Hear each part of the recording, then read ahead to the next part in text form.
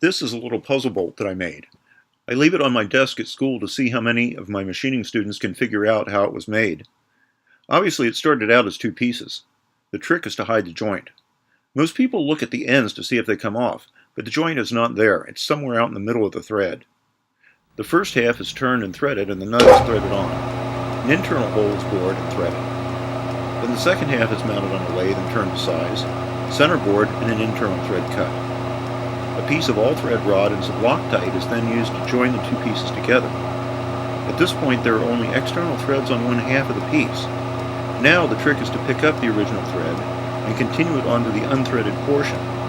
The original thread is deepened very slightly, and cutting over the seam blends the metal so that the seam is practically invisible.